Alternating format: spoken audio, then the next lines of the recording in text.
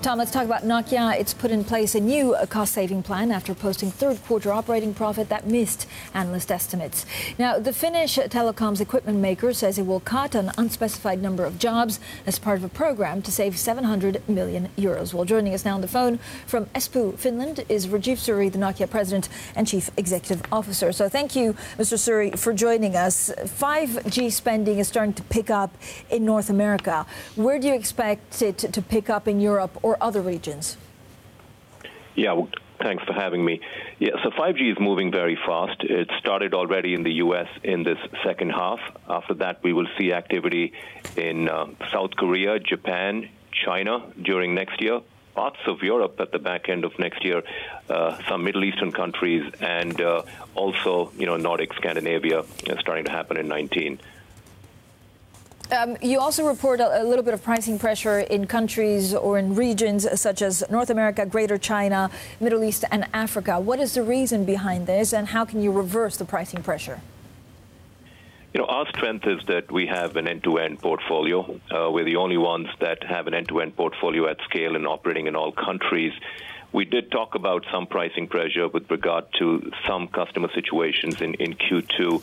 That is already reflected in our Q3 numbers. Overall, I would say that the pricing or the competitive intensity has not worsened, not changed, in the last few quarters. It's somewhat stable.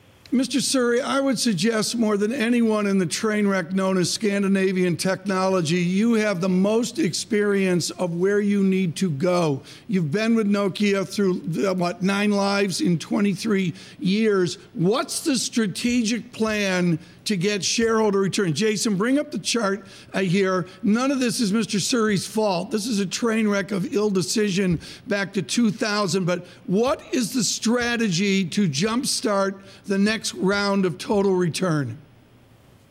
Well, our strategy is to benefit from the end-to-end portfolio that we have, which is going to be critical to 5G, because 5G is not just a step change, from 4G. It is not just a radio technology. It is a change of the end-to-end architecture. So it's time for us to benefit from our end-to-end portfolio after the acquisition of Alcatel-Lucent. Second, we have a strong growth driver in enterprise, and we've established a new enterprise business group, and we've been growing 18% year to date in that business. And then, of course, the third is software, where we've had good growth in the quarter, 4%, which is a standalone software business at scale. So for us, it's all about, driving this end-to-end, benefiting from 5G, as well as enterprise and software. What is the engineering distinction of the Scandinavian set, and particularly Nokia? What is the engineering distinction that you can bring versus your American competitors? Well, our distinction is, first of all, the installed base, and second, the thing I keep sort of mentioning, which is this end-to-end portfolio, because for us, 5G, first of all, has massive benefits. It's going to have a lower cost per bit and huge capacity for consumers. It's going to have reliability and performance to enable all kinds of enterprise users, manufacturing, ports, transportation, energy sector, and a lot more.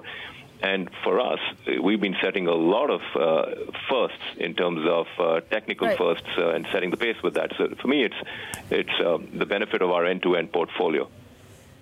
What's the magnitude of job cuts you'll need to do to reach that target of saving 700 million euros?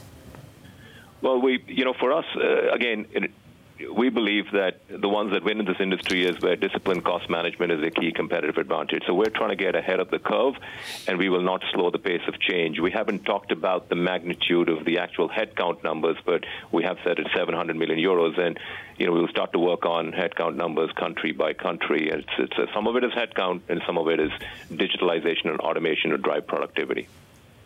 All right, Mr. Rajeev Suri, thanks so much for joining us. He is the Nokia president and chief executive officer.